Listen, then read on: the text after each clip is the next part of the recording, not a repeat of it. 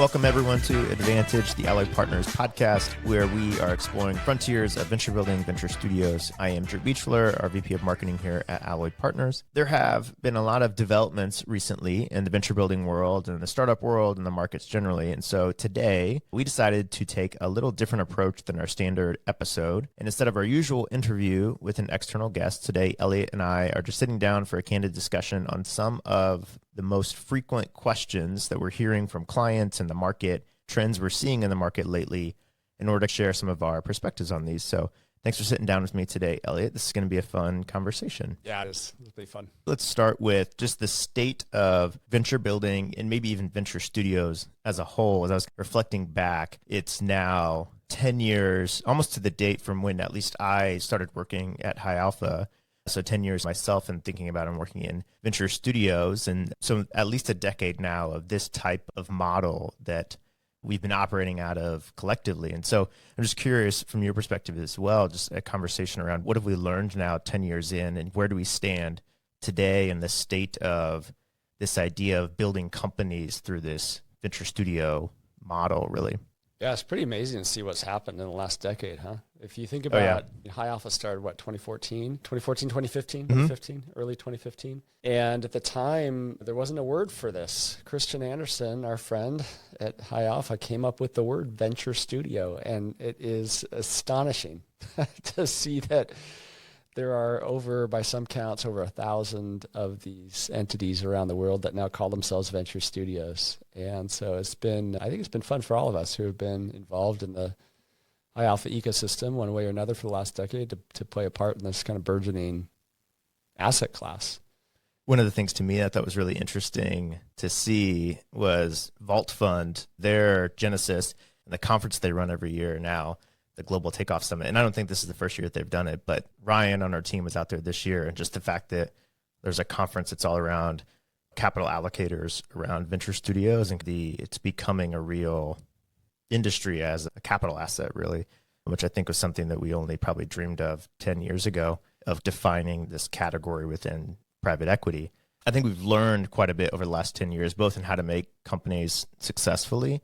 And I think we've seen the growth, and especially like internationally, just so many studios and people using this model to grow entrepreneurship broadly. And then lots of different flavors. I think whether it's universities like MIT Proto Ventures that we had on the podcast that we talked to, a handful, to corporate venture studios as well, where we focus all of our time and efforts on. So maybe just from that perspective as well, Elliott, how on the corporate venture building side of things, where do we see the industry today, which is also relatively new?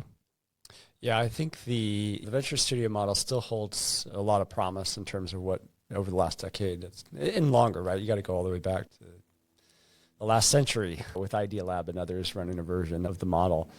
It's been around for a bit, and we've all learned a lot. And we've learned both what makes venture studios successful, what leads to their failure. And as you point out, I think you see a power law curve in venture studios, just like you do in startups and in venture capital firms.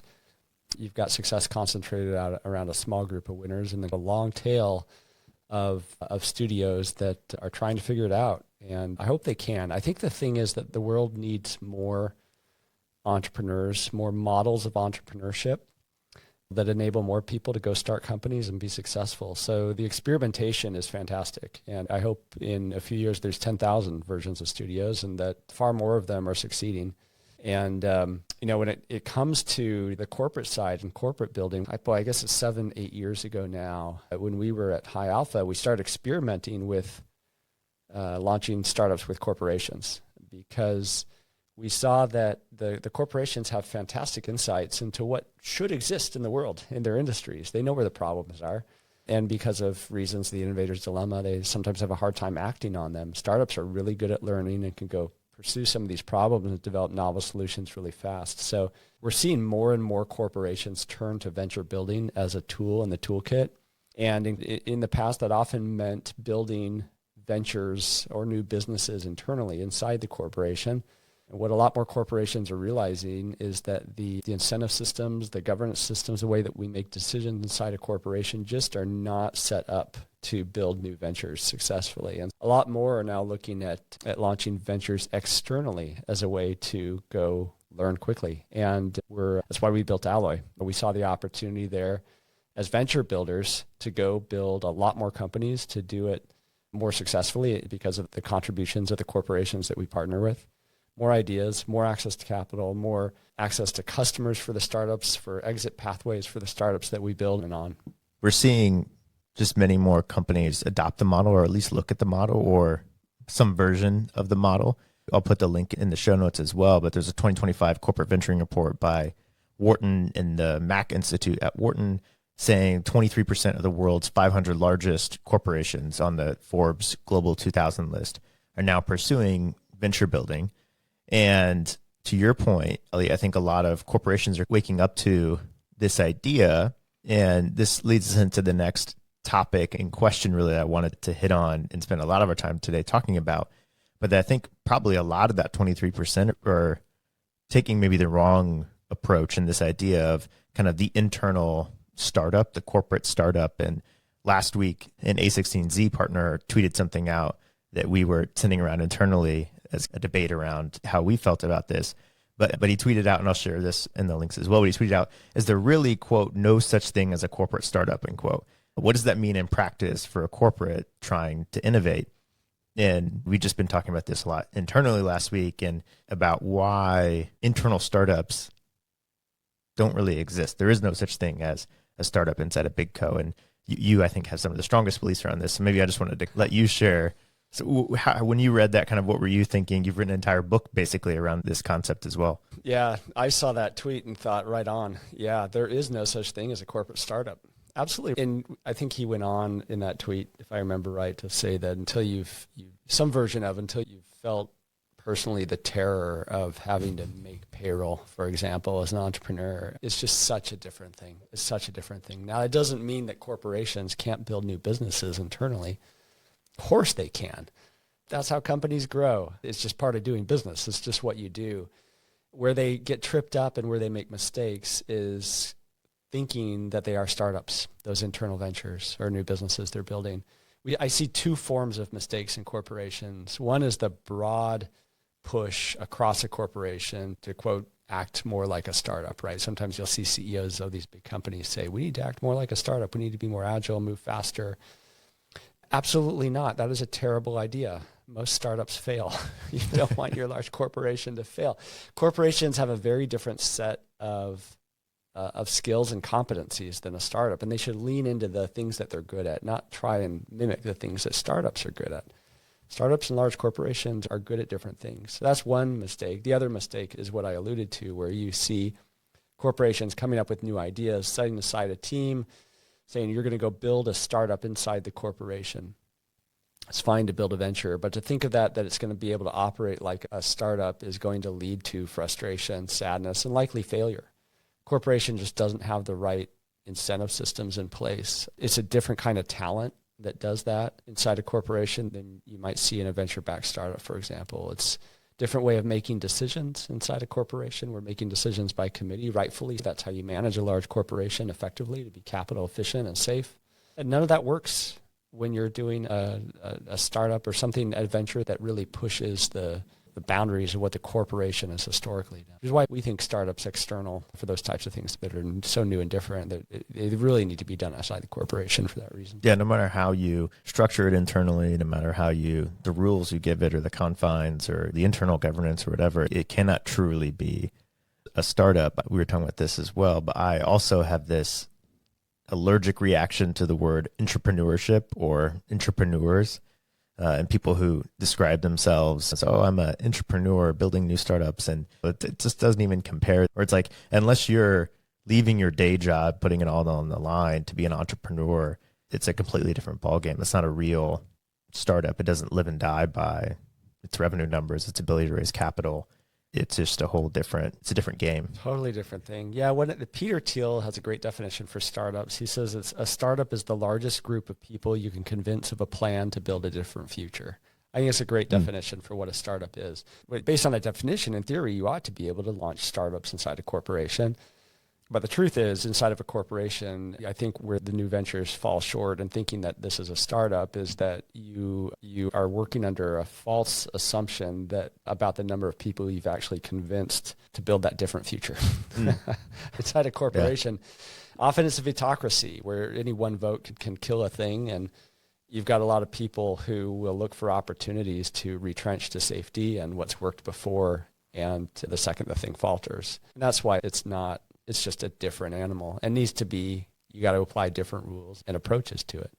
But you mentioned yourself as well, there are times when building a new internal product, internal business line, internal unit is successful. When should you look internally versus when should you look externally? Yeah, 100%. I've built my career, built what I consider lots of successful ventures inside of corporations. And I think the ones that were most successful were when we recognized that these aren't startups. We are going to leverage the assets, resources, capabilities, competencies of the corporation to make this thing work and to beat the startups that are trying to do this outside. With corporations, we often look at new ideas when we're partnering with a corporation to look at opportunities to go build new startups. We focus entirely on building external startups, but along the way, we'll generate lots of ideas. And what I've found across our work over the last 5 years plus is that maybe 80% or so of the ideas that we'll generate along the way are things that the corporation should go pursue internally, or maybe should pursue through partnership with somebody that's already doing a version of the thing. It's only maybe 20%. It's definitely the minority of ideas that we come up with are things that really fit the mold or should be built as an external startup. So the question then arises, when should we build internally versus when should we build externally? At a high level, the answer for me is if it's something that is strategically critical, meaning the future of the corporation depends on the success of this venture, you probably want to control that and do that internally. On the other hand, if it's only strategically interesting, this might turn out to be big. We just don't know yet. That's going to be better done outside. That's a high level one criterion we look at. Another one that I think is pretty important comes down to the nature of the problem that you're trying to solve through the new venture. This is dramatically oversimplifying it, but corporations are really good at execution, at scaled execution. In fact, global scaled, capital efficient execution. That is what they are designed to do. And so if you have an execution problem, and by that a problem that you look at and say, we know what to do, we know what the solution is, we just need to go do it. A corporation's going to beat startups at those types of problems every day. Now, on the other hand, if it's what we call a learning problem, where you know what the problem is, you're not sure yet what the solution is. In fact, it's ambiguous. You've got some ideas, but you're not sure what's going to play out. Startups are really good at learning. They're really bad at execution in a capital efficient way in the way corporations are, but they're really good at learning. So you have to do a triage up front and say, is this an execution problem or is it a learning problem? And send it through the right channels for success. Another thing I've heard you say is the level of fidelity that you can create the pro forma basically of this idea also is correlated with should this be an internal venture or an external venture. Yeah. And it's back to what level of execution are you looking at, and is this interesting or just in something that we're trying to explore and we want to learn really fast, or is it just an execution problem? It's a great test, and you'll see this all the time. You'll see somebody in a corporation that's been asked to build the new thing, right? And one of the first questions they're asked by the finance team is, well, okay, submit your forecast for the next 12 months so we know how much budget to allocate. And that is not a bad question to ask. That's how the corporation makes decisions, and they're looking at scarce resources and how to deploy those. And they're comparing this new venture against marketing spend or something else where there's a clearly defined ROI. So naturally, they're asking the person who's tasked to build a new thing, what's your ROI going to be? What type of return are you going to produce in the next 12 months? That is an impossible question to answer when you're building something that's never been done before. And so that there is a good test. If you can build a 12-month forecast that predicts with a decent degree of confidence what's going to happen, then you're dealing with an execution problem. And the corporation's really well equipped to do that. If you get asked by the finance team to build that model and you feel like you're making something up and you really have very little confidence in the numbers and how it's going to play out, chances are that's a learning problem, and that thing's going to be better pursued or pursued more effectively by a startup with well-incentivized entrepreneurs than it is within the corporation. I think that's such a great litmus test. Something else that we've been seeing specifically over the last handful of weeks and really the last couple of years, we've seen movement in our industry with some firms shutting down or corporations winding down their venture building programs, winding down their venture studios. And sometimes the question that we get asked from the market or from others, or just proverbially even, is venture building dying? What does this mean for the industry? And so I'm curious, Elliott, to hear your response to that. And what is the state of the industry and the reception from the market today? Yeah, I maybe have a controversial view on this, but I don't think corporations should hire external consultants to build internal ventures. That is what the corporate executives are there to do, is to grow the business. And who's better equipped or positioned to build that new thing than those executives? And now there are exceptions to that, to be clear, right? Maybe there's just a capacity problem and you've got to outsource some things. That's fine. But I think what we've seen over the last few years is that a lot of that big spending that corporations have been doing on outside consultants to pursue internal venture building doesn't pan out. It doesn't produce a return because a lot of those internal ventures fail for the reasons that we were just discussing.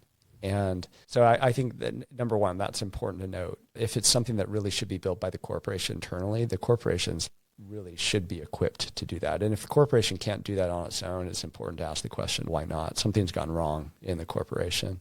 I think when it comes to internal innovation teams that include sometimes venture building, coming up with new products, services, what we're seeing right now across the market is pretty remarkable. I've been involved in corporate innovation one way or another for the last 25 plus years. And this feels like a different moment where you've got innovation teams getting shut down, budgets harder to access. It feels like you go to the innovation conferences these days and there's a lot of people there, a much higher percentage of the people there are looking for their next role rather than trying to figure out how to get things done. And this feels different this time. You've got AI that is pushing everyone to be more efficient. You've got macroeconomic uncertainty over the last year, and innovation teams are feeling the brunt of that. It doesn't mean corporations don't feel the need to innovate. They still do. And for us at Alloy, this is where I think we can be really helpful to the executives who are still trying to figure out how to innovate in a market where a lot of the stuff that they've tried hasn't produced the results they wanted, and where they may not even have an innovation team or budget really left specifically to focus on innovation. What do you do?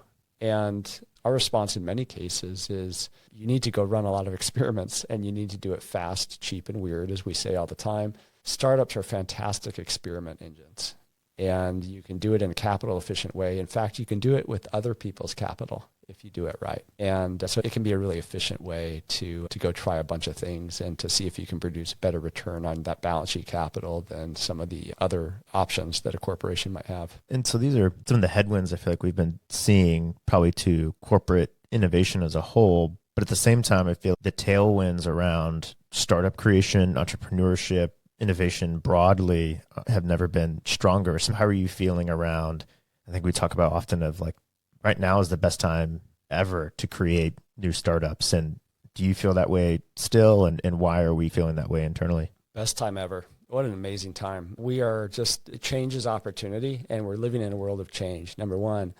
Number two, it's a lot easier to start companies than it's ever been in terms of access to capital, expertise, knowledge, networks. We see in the trends around the size of how big the teams are that are launching new companies. The team size of new ventures is decreasing every year, and it's interesting to plot it out. Eventually it gets to a point where you've got one-person companies, maybe even zero-person companies run by computers, who knows? But that trend continues to go down. The amount of money required to start a company is also going down on average, and that is amazing. It means that a lot more people can be entrepreneurs, and the world needs them. So it's a great time. Bryce Roberts, Indie.vc, he has this theory around a one-person billion-dollar software company. And I can't remember when he published this, and I'll have to find it and share this. But ever since I heard about that hypothesis, and particularly in kind of the AI age that we're living in, I can't wait to see that. Yeah, $1 billion software company. It's probably out there already. There's some 15-year-old kid who's built a thing that will become $1 billion company. You just don't know it yet. Yeah. Yeah. It's wild. This was a question related to a lot of this, external ventures. We got this recently as well from some of our friends at InnoLead, that someone had asked them, what is state of the art today for setting up new ventures around governance, structure, investment capital, team, which we talked about of smaller teams. What are we kind of sharing when we go into talking with partners around venture studios and new companies we're creating around the best way to set these up? And not to say that every time we set up a company, everything has its own unique version, but what would be the best way that we're seeing new ventures being spun up today, particularly within this corporate venture building and corporate venture studio model? Yeah, such a good question. The reason why that question is often asked is because people are banging their heads against the wall inside of corporations trying to figure out how to merge the corporation with what they see in venture world. Yeah. And trying to force fit a square peg into a round hole. And so as a result, they're making trade-offs, right? If you look inside a corporation when you're launching a new venture and you want to, let's say you want to access entrepreneurial talent, real startup talent. We hear this all the time. How do we get better talent into our corporate ventures? And usually it's an incentives problem. And inside a corporate venture, what happens is we cap the incentives for that entrepreneur building the thing, or the entrepreneur, as you mentioned. The incentives are capped at both the high end and the low end, meaning if this succeeds, it will pay you well, but you're not going to make more money than the CEO. I mean, come on, we can't do that. And then on the low end, if the thing fails, you've still got a job here, and we'll figure out your next step. And that capping of incentives is really well intentioned, but it produces a smaller band of outcomes, a narrower band of outcomes, where in traditional venture, you've got an entrepreneur who, if the venture works, may never have to work again for the rest of their life. That's super incentivizing. And then similar, the bad side of the scale, if the venture doesn't work out, they may not be able to pay their mortgage in a few months. That is also very motivating to certain types of people. And that produces a much wider band of outcomes that is more likely to lead to the kinds of results and surprises that corporations are actually ironically looking for when they set these up. And so my message to corporate executives who are trying to wrestle with this question, how do we build up a venture system that kind of takes the best of venture, best of corporations? My answer is you do not have to try and imitate it. You can just do the thing. You can do exactly what has been proven out, tested, and working in the venture ecosystem for the last 60 years. You have venture-backed startups being formed. The whole way that venture capital works continues to evolve, and granted, needs more evolution, especially right now. But it's pretty darn good. It's been refined to do a specific thing, which is to find and discover new opportunities in the market and exploit those opportunities in a way that creates and captures massive value, does so fairly quickly. So there is a system that's already been designed to do that. And our message to corporations is you can use that exact system. You don't have to compromise. So in other words, by building external ventures, you can do it with the right governance in place, with the right incentives, the right access to talent, with the right processes that are used by venture-backed startups all over the country. You can do exactly that. You don't have to try and get as close to that as you can. The trick is getting upfront, ensuring that your executive team understands why you're building ventures at all, getting aligned on that. What are the hoped for outcomes? Making sure you've got that. And we see a lot of corporations get that part wrong. And as a result, the rest that kind of flows from that ends up being wrong too, likely to lead to failure. Double click into that as well. I think that's often a common question as well, is how should they set those up and think about it from the beginning? Yeah, what we'll often see in terms of just objectives and goals is corporate executives will come to us and say, hey, we've got a $500 million revenue gap that we've got to close in the next 3 years. And so we've set up a team to go build some new ventures internally. And that is a crazy thing to say and to expect, that you've got a team of half a dozen people at most inside the corporation who are going to go build the next Google in 3 years. In terms of revenue attraction, it's just not realistic. And so venture building, it turns out, is a really poor way to augment your revenue if you're depending on the new ventures that you're building to directly create the revenue. If you want revenue, there are other ways to do it as a corporation, right? Go do bolt-on acquisitions, do geographic expansion, so on. Venture building can be a really powerful tool for augmenting revenue. You just have to recognize it's going to be indirect, meaning you're going to go build a startup externally, ideally, that's going to produce so much learning and open up so many new paths, partnerships, opportunities, new ways of thinking about doing things that you can plug back into that corporation, that $50 billion corporation, and grow that. It's an amazing lever. It's much easier to grow a $50 billion corporation to $55 billion than it is to build a startup that goes from 0 to $5 billion in 2 years. So that is what matters a lot. So then the question is, what is venture building good for? Well, venture building is really good for learning quickly and for building strategic optionality. You think about the job of a CEO who's tasked with, inside a corporation, who's tasked with making sure that corporation endures, continues to produce societal surplus, including, first and foremost, good returns for investors. They want to make sure that corporation lasts a long time. And the way that you do that is you prepare the corporation for future problems that might arise that you can't yet predict. You do that, you prepare by gathering as much wealth as you can into the corporation to be prepared, and as much knowledge as you can about the way the world works so that you can be better prepared. And the way that I think about it, again, this is very oversimplified, and there's lots of overlap, but at a high level, the operating business is designed and optimized inside a corporation for generating wealth.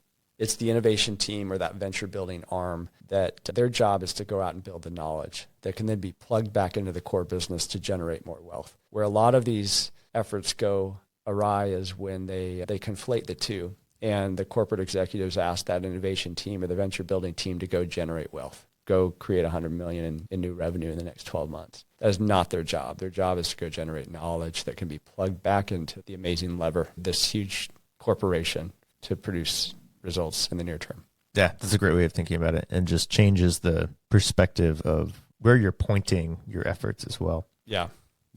As we wrap up here, I had a couple of quick-fire questions. These are things I just always enjoy to hear from you, so I'm curious if you had some that you would want to share with our listeners. And one question is, favorite book or podcast that you have been coming back to or that you've been reading or listening to lately?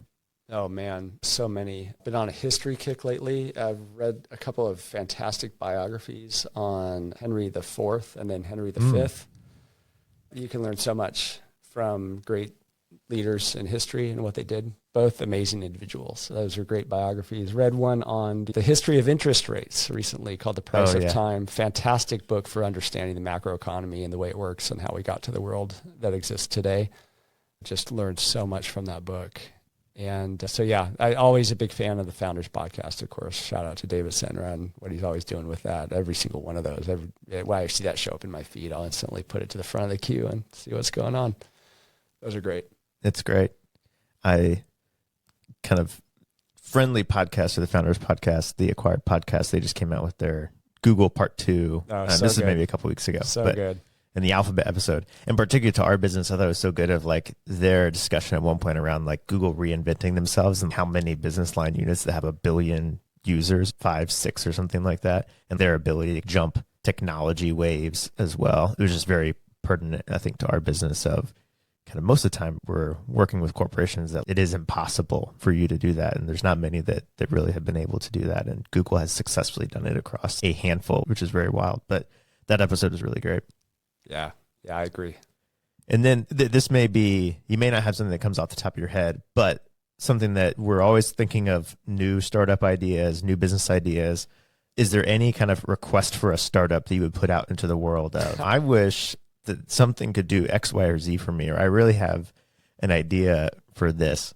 Is there anything that you've been thinking about lately in that vein? As one of the most amazing parts of our jobs, what we do is we get to look at problems across all kinds of industries, and so many fascinating problems. I've just in the last week, I've been looking at ways to solve the problem of urban food deserts, ways that really work, that are venture scale possible businesses. Been looking at opportunities around automation and meat processing, both in the robots that do the work as well as up and down the value chain, how you make it easier for those things to be automated. We've been looking at, in the pharma industry, how do you change the power dynamics in that industry so it works a little bit better for everybody? So all kinds of interesting problems we're looking at in depth. And if anybody's got great ideas for startups in any of those areas, we'd love to chat. We're looking at a bunch too here coming up soon, the convergence between plant, animal, and human health. That can be everything from looking at the health of soil and how it impacts plant, human, animal health, to overlaps between food as medicine, all kinds of opportunities in that space we're considering too. So yeah, we're always open to bright ideas, solve important problems. I love all those. Yeah, it's such a fun opportunity and job to be able to span all these different industries and just be constantly thinking about and learning about different industries and new challenges in these industries. I think that's what our entire team loves probably most about the work that we get to do. Thank you so much. This was great just to have a fun conversation here on a Friday. If you want to learn more about Alloy and everything we do, you can go to alloypartners.com and be sure to subscribe for new episodes coming to the feed very soon. So thank you very much. Thanks, Drew.